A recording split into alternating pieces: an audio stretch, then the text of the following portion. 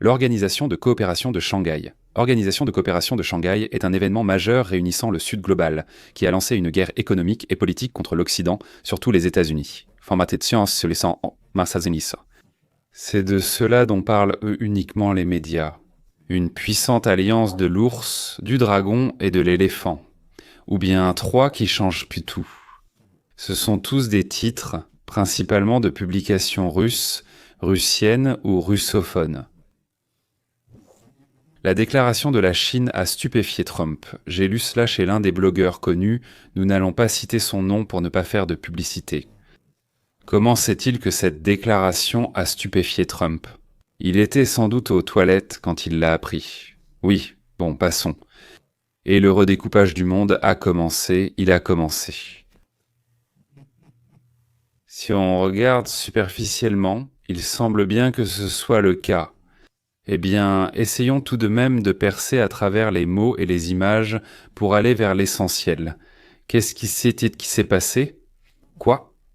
Et qu'est-ce qui est devenu ? Qu'est-ce qui a réellement changé à la suite de tout cela ?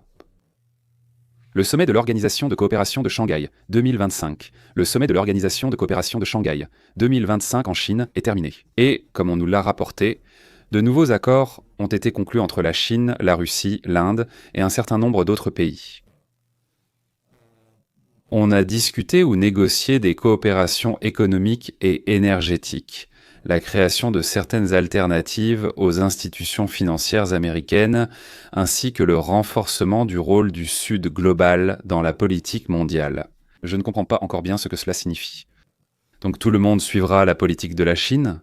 Peu importe. Oui, la Russie et la Chine sont d'accord. On a enfin des détails concrets. À propos de la construction du gazoduc Force de Sibérie 2, eh bien, évidemment, ils sont tombés d'accord. Ils l'ont même annoncé lors de ce sommet. Pour augmenter les livraisons de gaz de la Fédération de Russie vers la Chine, l'Organisation de coopération de Shanghai va commencer à créer des systèmes financiers indépendants, comme ils l'ont dit. Que signifie indépendant ? Indépendant de qui ? Des États-Unis ? Pour les règlements en monnaie nationale. Ce n'est pas une monnaie spécifique comme le yuan. Ils n'ont pas dit que le yuan serait une alternative, mais veulent utiliser les monnaies nationales. Et en même temps, ils réduisent les réserves en dollars au minimum. Ce minimum n'est pas défini. C'est-à-dire, chacun fait comme il veut. Si tu veux vraiment obtenir des résultats, tu passes un accord. Là-bas, on divise par 2, on ajoute nos dollars actuels, puis on passe au yuan par exemple. Mais ils ne veulent pas passer au yuan, chacun agit à sa façon. Qu'est-ce que le règlement en monnaie nationale ? Cela signifie un échange de troc. C'est-à-dire, imaginez, je vais essayer d'expliquer. La Russie a vendu du pétrole au Pakistan. Le Pakistan, dans la situation actuelle, règle en dollars, avec lesquels on peut ensuite aller au Japon et acheter des voitures chez eux. Mais dans ce cas précis, en vertu de cet accord, le Pakistan règle avec sa propre monnaie. Leur argent n'intéresse personne dans le monde, donc avec cette monnaie, on ne peut pas acheter de voitures au Japon, ni acheter du vin en France, personne ne vous en vendra non plus. Donc il faut aller au Pakistan et chercher là-bas ce qu'on peut obtenir chez eux pour cet argent. Si tu ne trouves rien, tu as simplement une certaine quantité de papier imprimé par le Pakistan, en n'importe quelle quantité qu'ils voudront. Ils n'ont rien signé de tel, disant que tu n'as pas le droit d'imprimer de l'argent. Ils en impriment, payant beaucoup d'argent à la Russie pour son pétrole, et voilà, pour 100 ans à l'avance. Et profites-en. Mais la Russie, bien sûr, n'acceptera pas cela. Donc je pense que la Russie prendra une autre compagnie. Ils ont des moudjahidines. Et qu'est-ce qu'ils peuvent prendre d'autre ? Après, il n'y a absolument rien à faire avec leur argent. Maintenant, la Chine a annoncé l'octroi de crédit d'un montant total de 1,6 milliard de dollars au pays de l'Organisation de coopération de Shanghai. La Chine fait cela depuis longtemps. Et d'ailleurs, l'Union européenne fait exactement la même chose. Ils vont dans les pays sous-développés et proposent beaucoup d'argent. Du point de vue de ces pays, du point de vue de l'Union européenne, ce n'est pas beaucoup d'argent. Mais il y a une petite condition, signe juste ici, signe simplement, ne fais pas attention. On te dit de ne pas venir te mêler de la concurrence avec nous, avec ton groin de cochon. C'est-à-dire, avec nous la France et l'Allemagne. Tu n'as pas le droit de concurrencer avec nous. Voilà pourquoi la Lituanie, la Lettonie, l'Estonie et d'autres nouveaux membres de l'Union européenne perdent totalement leur industrie. Là-bas, leur flotte de pêche a été perdue. Et la jeunesse qui, au lieu de travailler chez elle, part chercher du travail dans d'autres pays, et une partie d'entre eux y reste, en Chine. Il impose ses conditions. Par exemple, l'exploitation des ressources minérales et, pour ainsi dire, l'alignement politique. C'est-à-dire, il fait ce que la Chine veut dans toutes ces histoires d'organisation des Nations Unies et autres. Donc, en réalité, il n'y a rien de nouveau. Donc, une somme de 1,6 milliard pour la Chine, à l'échelle de la Chine, c'est, je ne sais pas, pour l'Inde, avec ses 1,6 milliard d'habitants, cela reviendrait à 1 dollar par personne. La Russie, c'est la station-service du monde. Pour eux aussi, ce n'est pas important. Donc on ne jette pas 1 milliard comme ça, mais ce n'est pas non plus quelque chose qui ferait chanter les rossignols, comme on dit. Le but de la rencontre était de former un bloc pour s'opposer à la pression économique et aux sanctions unilatérales des États-Unis. Donc tout cela est une réaction aux sanctions, comme tout le monde le dit à juste titre. Ici, rien n'est vraiment clair. Si les États-Unis ferment l'accès du Sud, c'est-à-dire à ce marché unifié comprenant les États-Unis, le Canada, le Japon, l'Angleterre et l'Union européenne. À qui vont-ils vendre leurs produits? Qui a besoin de leurs produits? En Indonésie, peut-être ils vont les envoyer. En Malaisie, ils vont les envoyer. Où donc? Je ne comprends pas. Donc les paysans en Chine vont acheter ce que, je ne sais pas, l'acheteur des États-Unis n'a pas acheté, et le salaire d'un paysan en Chine. Quand j'y étais il y a 12-15 ans, c'était 6 dollars par mois. Maintenant, c'est passé à 12 dollars par jour. Et ce que nous appelons l'argent disponible, c'est-à-dire la somme qu'il te reste après avoir payé. Les choses absolument nécessaires comme la nourriture, le logement, les boissons, la médecine et ainsi de suite. Combien d'argent te reste-t-il à dépenser? Eh bien, en Chine, ces gens-là n'ont absolument pas d'argent à dépenser. Qu'est-ce qu'ils comptent leur vendre? Mais quoi? C'était ça la question? Il a beaucoup parlé de la création d'un monde multipolaire. Sur scène, en Chine, sur scène je veux dire quand il montait sur scène pour se faire photographier.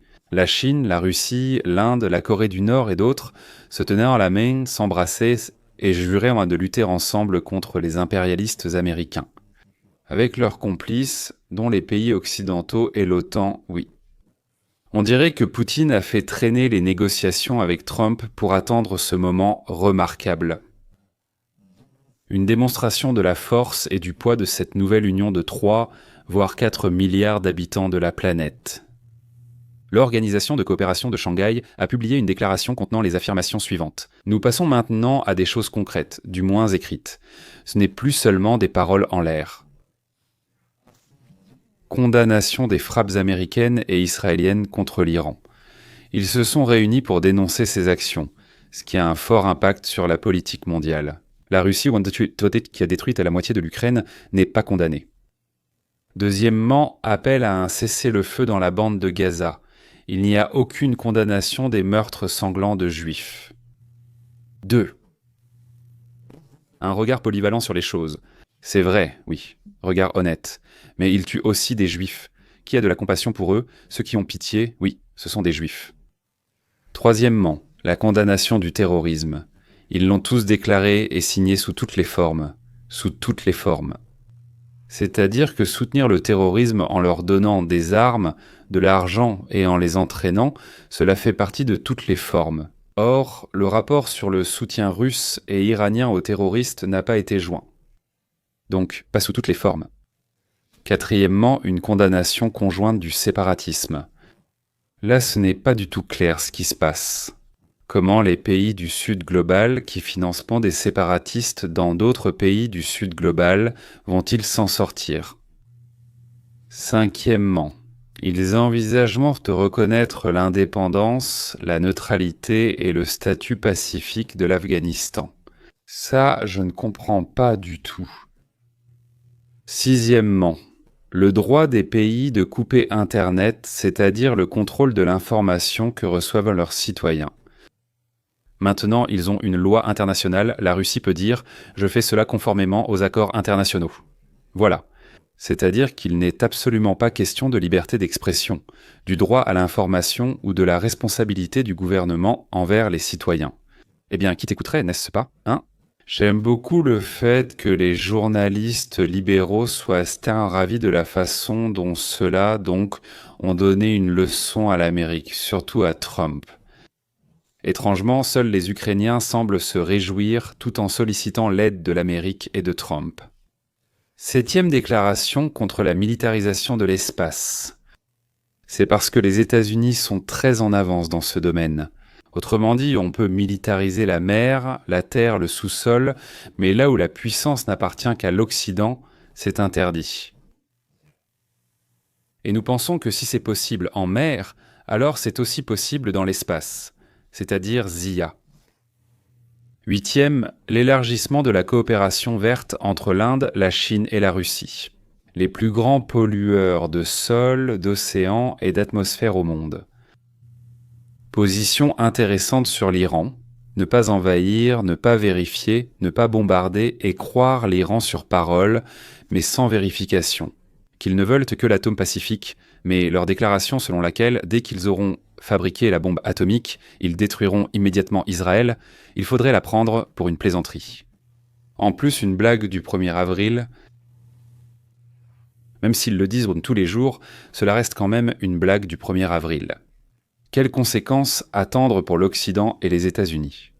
L'Inde va exporter vers la Russie, donc une partie des marchandises ne sera pas envoyée au marché américain, selon eux. Et l'Inde ne sera pas autant affectée par les sanctions imposées contre elle pour avoir commercé avec la Russie. Je ne comprends pas très bien comment la Russie peut remplacer les États-Unis. Voici, les États-Unis viennent à nous. Selon les statistiques, qu'y avait-il? Des paroles fondées, des paroles fondées, des paroles non vides, des affirmations fondées. Oh, des affirmations fondées, des statistiques, oui, oui. Aux États-Unis, le monde importe pour 3 000 milliards de dollars de marchandises par an, 3 000 milliards de dollars par an. En Russie, le monde importe pour 270 milliards. C'est-à-dire, en divisant l'un par l'autre, sans calculatrice, on obtient 12. Avec une calculatrice, ce sera peut-être plus précis. C'est-à-dire que nous achetons 12 fois plus de marchandises, donc le pouvoir d'achat de notre marché est 12 fois supérieur à celui de la Russie. Mais alors, comment ce Sud global dit-il à l'Occident?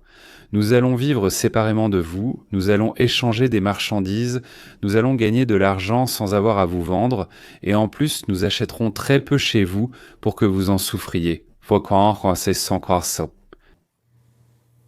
Pour les prochaines années, les pays du Sud global, disons, pour 20 ans, je pense, même plus, mais disons 20 ans, ils ne pourront même pas gagner de près ce qu'ils gagnent aujourd'hui en vendant des marchandises à l'Occident non global. Si on fait tomber le rideau de fer, c'est aussi une option. Oui, comme en Union des républiques socialistes soviétiques, oui, abaisser le niveau de vie et commencer à développer rapidement les technologies, surtout les plus modernes, alors au bout d'un certain temps, on peut ramener le niveau de vie à celui d'aujourd'hui. En Russie, en Inde et en Chine, la moitié des habitants vit déjà dans la pauvreté. La situation va encore empirer bientôt, jusqu'à ce qu'ils atteignent à nouveau le même niveau.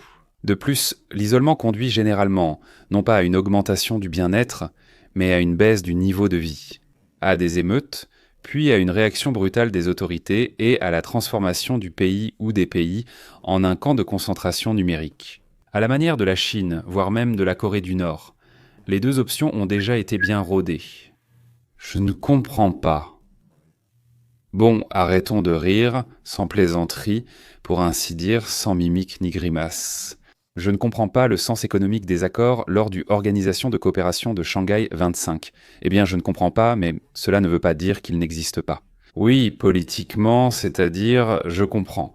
La Chine essaie de dominer en unissant les pays pour lutter contre un ennemi commun. Mais le troc économique et les transactions internes en monnaie locale, ce qui revient au même que le troc, oui, ne remplaceront pas des devises comme le dollar ou l'euro. Ce qui signifie que le trio ne peut pas se passer des marchés occidentaux. En réalité, une seule question importe, la réaction de l'Occident face à la tentative de créer un second centre mondial qui, s'oppose à l'ordre existant. Et d'ailleurs, les sunnites ne participent en aucune façon au Sud global, ce qui signifie qu'1 à 2 milliards de personnes, donc les adeptes de la version sunnite de l'islam, ne sont pas impliqués. Ils sont avec nous, pas avec eux. L'Inde, la Chine et la Russie ne créent pas de nouvelles technologies, car elles ne savent peut-être pas le faire. Ils achètent soit aux États-Unis, soit à Israël, ou bien ils volent. Si on coupe la Chine et l'Inde du développement des connaissances scientifiques, simplement en ne les laissant pas accéder, en ne leur vendant rien, en ne leur enseignant rien là-bas. Oui, l'Amérique qui a pris de l'avance reste en tête depuis de nombreuses années. Oui, elle prendra encore plus d'avance. La Russie n'a absolument pas besoin de nouvelles technologies. Vraiment, absolument pas, oui. Le pétrole et le gaz peuvent être extraits à l'ancienne. Pour créer dans leur pays un climat propice au développement de la science et de la technologie, c'est nécessaire. Eh bien, de mon point de vue, il faut au moins 2 générations. Un changement total de politique, de l'asservissement à la liberté et à une atmosphère de marché libre que ni la Chine ni la Russie ne feront et que l'Inde ignore comment mettre en œuvre. Sur la base de tout ce qui précède, l'Organisation de coopération de Shanghai peut permettre à la Chine de prendre la tête de l'Union des mécontents, de renforcer la Chine et de la rendre plus résistante dans sa lutte contre les États-Unis d'Amérique. Encore une fois, la lutte est pour l'instant économique. Mais il ne résoudra pas les problèmes soulevés par les autres participants. L'Inde, la Chine et d'autres pays similaires ne pourront pas exister ni maintenir même le niveau de vie actuel, que ce soit totalement ou partiellement. Même en rompant les relations et en interrompant le commerce avec les marchés occidentaux. Chez nous, la production peut être mise en place en 3 à 4 ans. Chez nous, aux États-Unis, en Europe, au Japon, de quoi avons-nous besoin pour survivre sans eux? Eh bien, ils nous fournissent certaines choses dont nous avons besoin. Oui, dans 3-4, disons, 5 ans, nous construirons cela chez nous, ou nous trouverons de nouveaux partenaires qui nous les fourniront. Et pour le Sud global, il faudra de 20 à 50 ans, à mon avis, dans de bonnes conditions. Pour remplacer l'acheteur appelé l'Occident par, disons, un acheteur appelé les camarades du Sud global. Les camarades du Sud global. Et encore, on ne sait même pas s'ils pourront, avec leur façon de gérer les citoyens, cette méthode qu'on appelle l'asservissement. Même en se fixant un tel objectif et en commençant à agir, ils n'obtiendront pas les mêmes résultats qu'une personne libre et motivée, vraiment motivée. En somme, mesdames et messieurs, ma conclusion est la suivante. À cause des relations au sein des sociétés de ces pays, ils ne pourront pas gagner. Ils sont voués à l'échec. Point final, même pas de virgule, juste un point.